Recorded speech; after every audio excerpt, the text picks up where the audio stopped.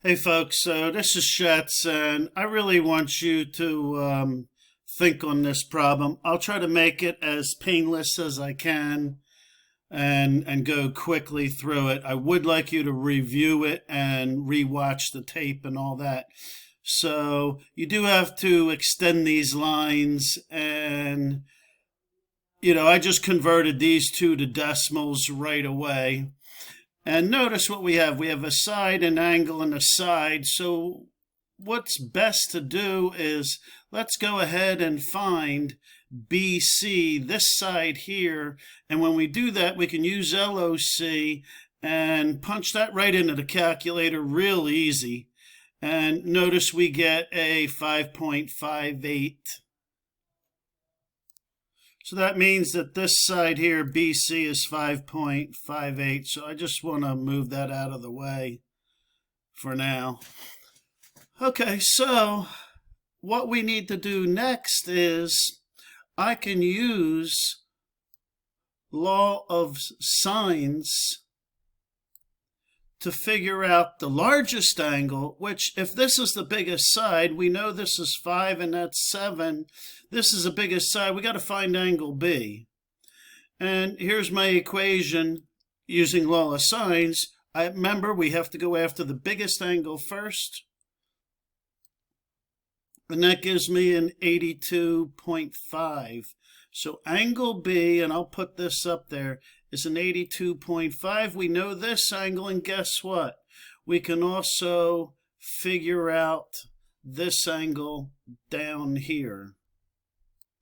Well, we know that angle B is 82, and there's 40. That's going to leave us with, when we add them up, 122. And when we subtract, we're going to get angle ACB. So we're finding angle ACB right now, and that turns out to be a 5707.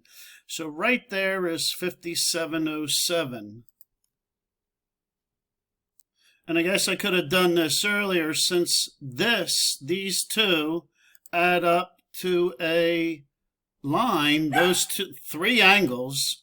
Then when we add these two up, 1463 and 4240, then we could actually figure out that this outside angle is 124.94 degrees. And if that's true, then these two blue angles are alternating interior, and that's also 124.94, and therefore we can find this little angle right in there, BCX, and that would be a 6787. And everything now is based off of that.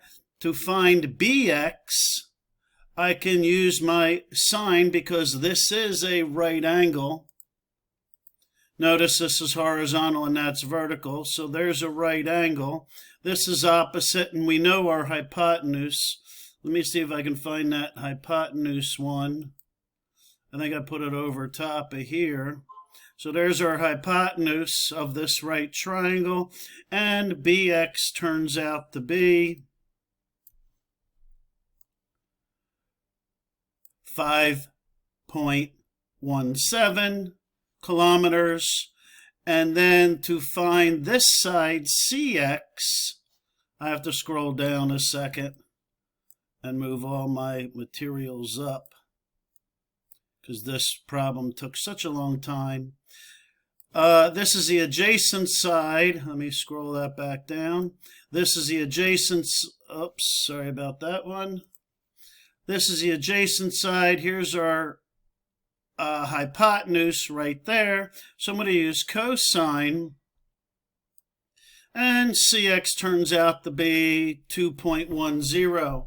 So there you go, folks. Here's your two answers. We have BX of 5.17 and CX turning out to be that. So hopefully some of you got it. I hope you did, and keep working hard.